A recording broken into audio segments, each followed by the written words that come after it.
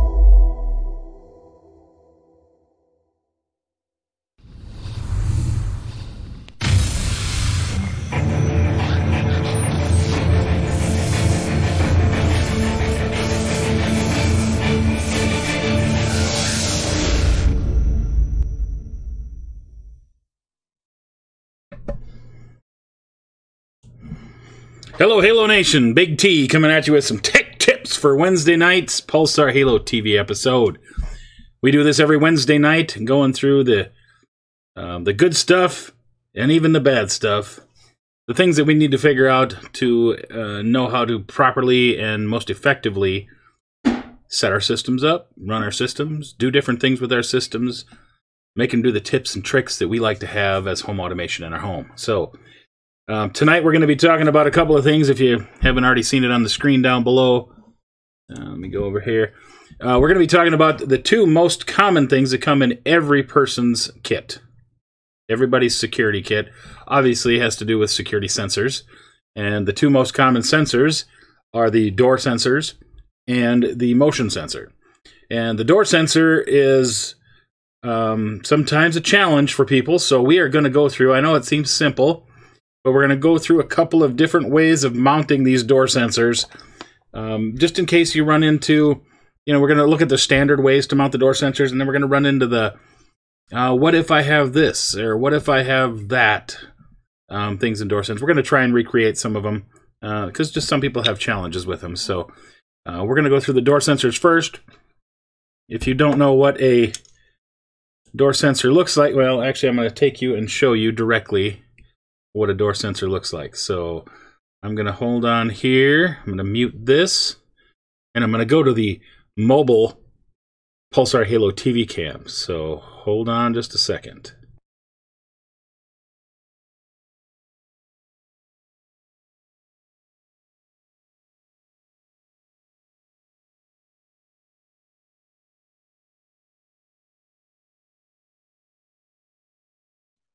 There, now you can hear me.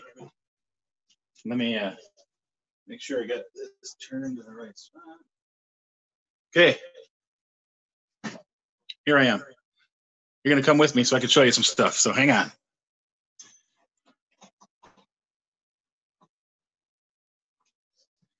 So if you look at that sensor right there, one of the things, this is standard what everybody hopes their door sensor can do. Hopes when they put the sensors on, they can actually be mounted just like this. If everybody's door was like this, it would be great. Ideally, you want the sensor on the door jamb and the magnet on the door. That's the ideal situation. And the reason for that is this door gets opened and closed and open and closed and open and closed and open and closed, and it gets slammed and all kinds of things. And if the sensor is on that door, Now the sensor takes that beating. The other reasoning behind it, let's say the door happens to open the other way. Like in most businesses, the doors will open up to the outside. Well, now this sensor is outside, exposed to the elements. Maybe it's raining outside or something like that.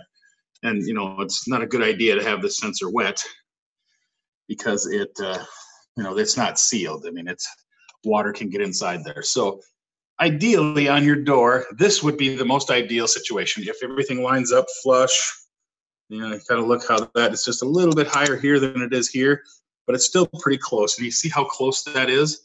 You know, it's right up to the edges. You got it right up to the cracks of the door so you can get the closest possible contact on there. Now keep in mind a couple of points is this flat side is the side that the sensor is on. What that sensor is looking for is this magnet. So this magnet can be mounted any direction. And I'll show you another example of that. But this is kind of the ideal situation, being able to have the sensor on the door jamb and the magnet on the door so the sensor doesn't take the beating. So let me go show you a different situation where this might not work out. So hang on, come with me. Here we go. We're going for a little walk.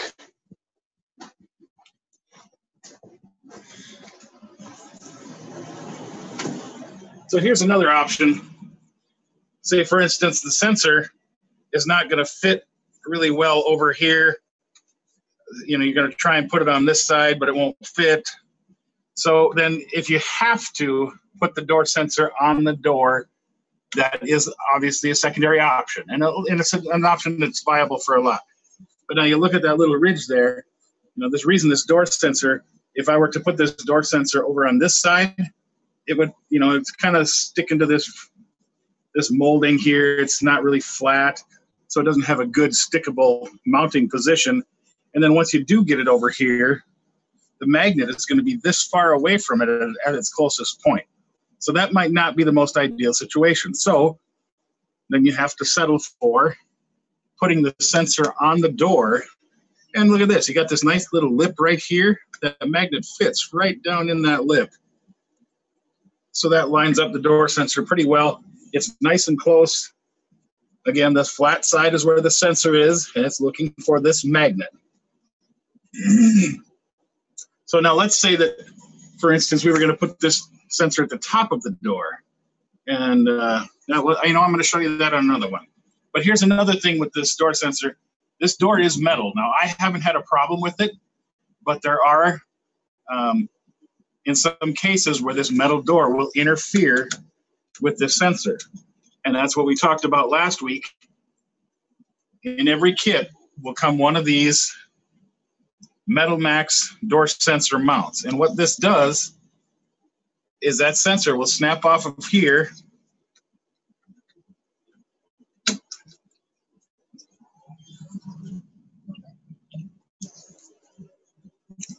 and it will snap right into this Metal Max mount.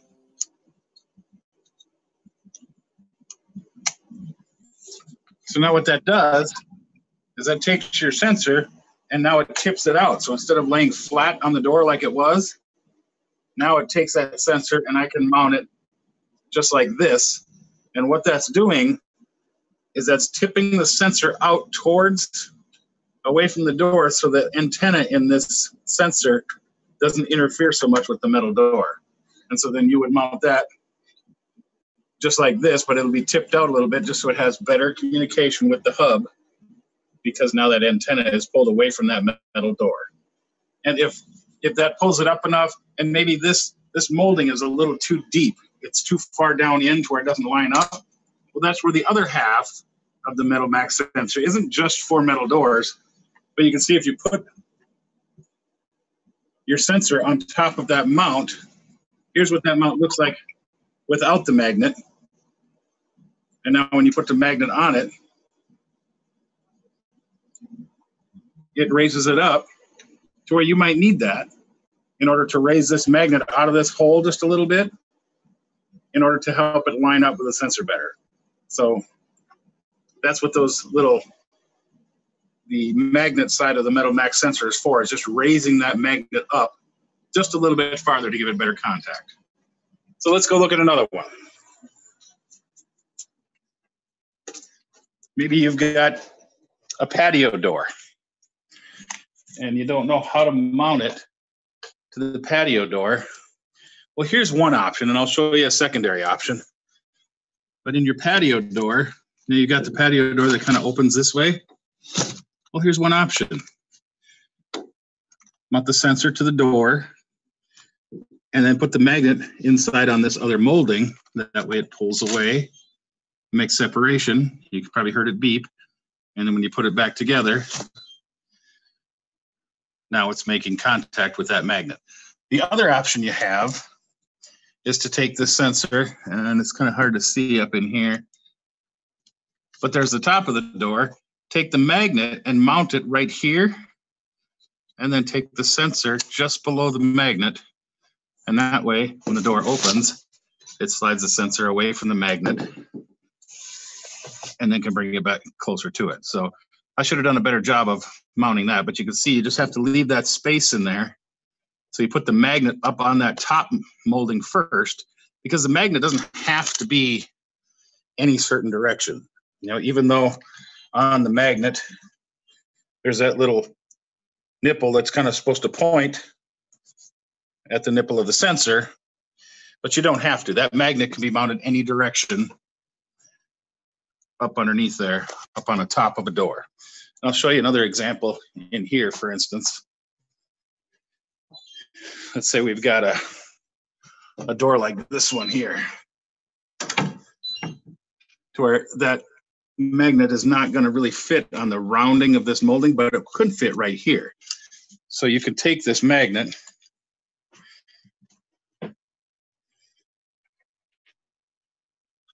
just like this. Give me a second.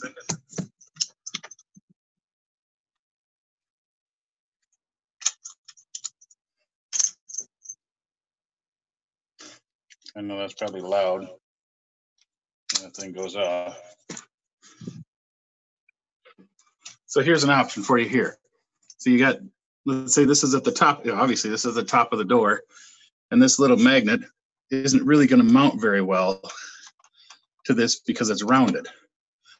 Well, take the sticker off the magnet, and instead of trying to mount it like this, just tip it and mount it. Put the sticker up towards the top, and it will mount perfectly right there. And then all you have to do is take your sensor, once that magnet's mounted, and just put the sensor like here. Make sure that that nipple side is facing the magnet. Then you slide that up there, and you can see I'm not going to stick it to it because it's my office door. But then, so basically what I'm getting at is this magnet, even though that little nipple there is supposed to be winding up with the sensor, it doesn't have to be. It's just a magnet. It's got magnetism all the way around the thing. So if it won't mount like that properly, use this flat surface up here and push it up and mount it up in here. Wish I had another hand, but give me a hand. Push.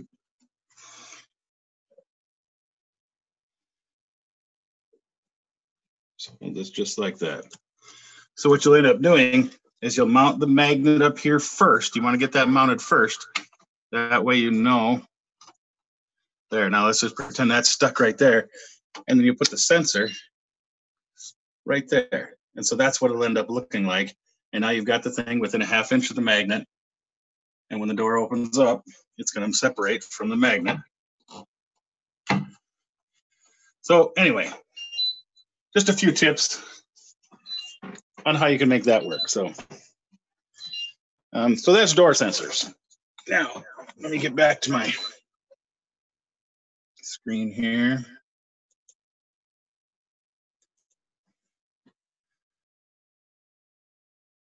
Okay, now I'm back. Now you can hear me. So, door sensors 101. Now let's go and look at some motion sensors. People have had problems with motion sensors. So this is what the motion sensor is going to look like in your box. It's actually going to be in this nice plastic, but I already took it out. So you pull that out of the box. A couple of things to keep note of in your box. There are some instructions. Kind of shows you how mounting screw holes in case you want to mount it by screw. So I'm going to show you how to get to those screw holes. But ideally, in most cases, you shouldn't need it. But in your box will come 2 strips. And these 2 strips are what primarily, I will say, it's the initial holding of your sensor up on a wall. I wouldn't call this the only way to hold your sensor on the wall, because you're going to probably want to have a secondary backup. This is just to kind of get it stuck and positioned where you want. So what you do with these, depending on if you're putting it in a corner, to where it's going to mount like this, if I get that angle right, mount like that in a corner, or you're going to mount it flat on a wall. You're going to have those 2 options that you can do, put it in the corner and flat on the wall. If you're going to be putting it flat on the wall, you just take one side of this tape, doesn't matter either side, they're both sticky. You peel that off, and you put, one on this side in a nice position. I like to put it right along the edge here so it's making contact, because you can see there's these cutouts and everything. So it makes contact with more surface area. And then one over on this side, so it makes contact with more surface area. And then once you get those 2 stuck, then you can peel these off, and you can turn it over and firmly press it to your wall. And they say hold it for 15 seconds. I push it, and I just kind of wiggle it a little bit, making sure it's making contact. Now, if it's going in a corner, like we were going to put it in a corner like this, well, then obviously you want your strips along these edges, which is why they make them cut like that, to where you can take one of these strips and put it on this side, one of these strips and put it on this side, and now you can place this thing in a corner, because now it's going to stick to the corners of the wall. And that can be your primary solution. Push it, just give it a little bit of wiggle while you're holding pressure on it, and now it's connected to your wall. Now, a backup solution in order to make sure this thing has good contact is to get yourself a tube of silicone, and now you can just put a strip of silicone down this side, strip of silicone down this side, just for extra support, just to make sure that thing holds firmly. Now, here's an alternative option. If you want to actually mount this thing very securely, there's these holes right here that you can mount a screw through. Now, how do you get to that? That's going to be rather difficult without wrecking anything. I'm going to show you. Again, this is a little bit more in-depth, but there's a little button. Oh, and just so you know, this is the bottom of the sensor, and this is the top. I've seen several times where people mount these things upside down. Here's the thing to remember. This is the lens. It's shooting down to the floor and straight out. If you turn it like this, then it's shooting up to the ceiling. So you want to have this mounted, between 6 and 7 feet, and then the angle that it's transmitting is kind of down like this. So it's going to be transmitting out and down. So that's the proper direction to mount your sensor. That's the top, and this is the bottom. If you need to really make sure, on the bottom is the little clip to open this sensor. So we're going to open this up. Just give it a little push on there, and then this thing will crack open. If you've ordered yours as an accessory to your system, it will probably have this battery tab in it. It may or may not have it if you've ordered it. Actually, it'll have it in every one of them, I believe. The battery tab will be in it, or the battery will be out of it. So anyway, that's how you get to pull the battery tab, is by going in there. Now, how do we get to these holes back here? Very simple process. There's a little clip on this side here. And what happens, and I'll show you, you push that clip, move that clip away to release that board. And see, that's what that clip does, is that's what holds that board into position. So you can kind of just lift the board up just slightly. And then there's these 2 notches over here that the board sits in. So there's the circuit board that's in there, and there's the 2 notches that it sits in. So when you go to put it back in, you got to put it under those notches and then snap it down into place. So but anyway, the reason why we're pulling this thing out, again, just grab a hold, preferably up the top of the battery here, push this clip out of the way just a little bit, don't break it off, and that will pull the board. So you can carefully set this aside so it doesn't get damaged, because that lens in there is very delicate. And now you've got access to those screw holes. Now what I do, because I've always got my handy dandy Leatherman with me, you can probably get a drill if you're not very handy with it, is I will just take and I will put a hole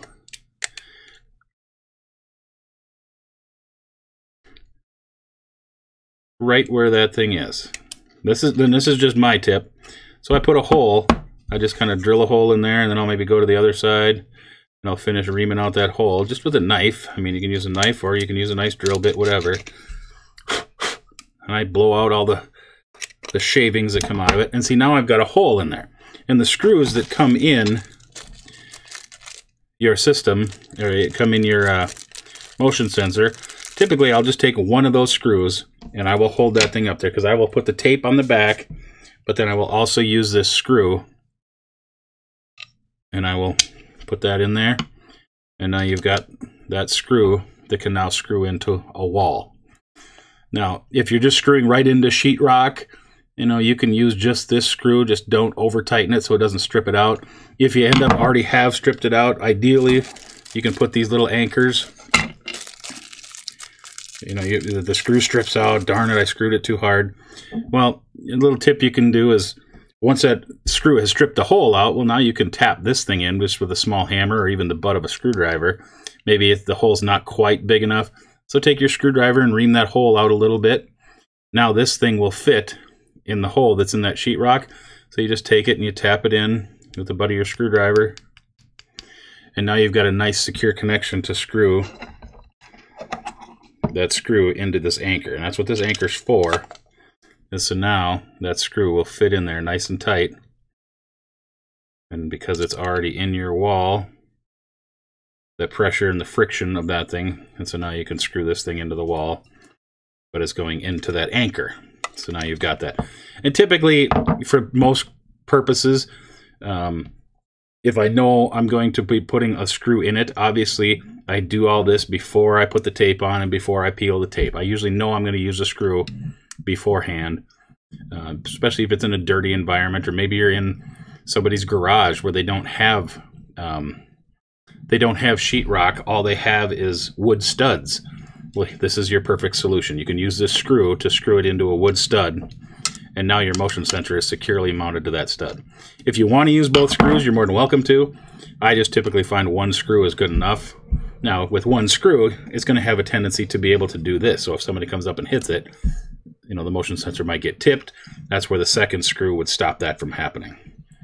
But that's your choice as to what you want to do with that. Now, obviously, if you're using the screw to hold that motion sensor in there, you don't really need the silicone in there, because that screw will have a nice firm hold on it. So once you get that screw in and it's screwed into the wall, now it's up on the wall already. Now that the screw is in there, carefully take this board, and like I said before, there's those two little notches right there. This board fits right into those notches. Oh, it's hard to do this on a camera. Well, I gotta do it without looking at the camera. There you go. So now it's fit into those two little notches that are right there. And so this thing can pivot, and you'll see there's a little hole in the board where that thing goes. So now, get it into place, make sure it's in the proper place, and then right over here where that little clip is, now you just push down. And now that motion sensor is back where it's supposed to be, with a screw in the back coming out into the wall. And then to put the cover back on, you start with the top, because the top has got that little notch right here in the top. That fits right into that little hole in the top of the sensor, so you just take it. Obviously this battery tab would be gone already. And so you just hook it on the top first, and now you can push that clip in on the bottom. And now you're set and ready to go. So anyway, just a couple of tips for you to get more secure mounting. Like I said, if you're not going to use the screw, highly recommended to use silicone both on this and around your door sensors. Take a little tube of silicone. You can get them at your hardware store. It's just straight silicone. And then just take it and just put a small bead you know, around whatever sides you have access to. You might not have access to this side. It might be too tight in here, wherever. But just put a little bead wherever you got. And if you're not afraid of a little silicone, then, you know, you can use it, smear it with your finger, you know, to get it down in the crack there. Just give it a little smear. Doesn't need to be a whole bunch, just enough to make contact with the sensor and with the door or the door sill. And it will just give just enough extra support to make sure that this thing doesn't fall off. So those are some good tips for mounting sensors and making sure they're secure where you mount them. So anyway, that's all I got for tonight. I just wanted to run all that past y'all. It'll help your customers if they have questions about it. Now you can give them some tips on how to mount that, and that way they don't have problems. And obviously a happy customer is a long-term customer, and a long-term customer is good for all of us. So anyway, that is all I've got for tonight. I want to give a shout out to a few people here. Daphne's on here, Brian Singletary, Nolan Hefton, Dean Johnson's on here. Let's see who's on the other side. Daryl Stewart. Hey, Daryl. Hope that camera worked out. Give me a call after this if it hadn't, or if you're still working on it, give me a call. Victor's on here. So anyway, that's what I got for tonight, guys. Hope it was helpful for you. Again, if you have any other questions about things, don't hesitate to send me an email. Send an email to pulsarhalotv@gmail.com, and we will cover tips and tricks that work best for you. So that's it. Have a fantastic evening, guys. We'll talk to you soon. Bye-bye.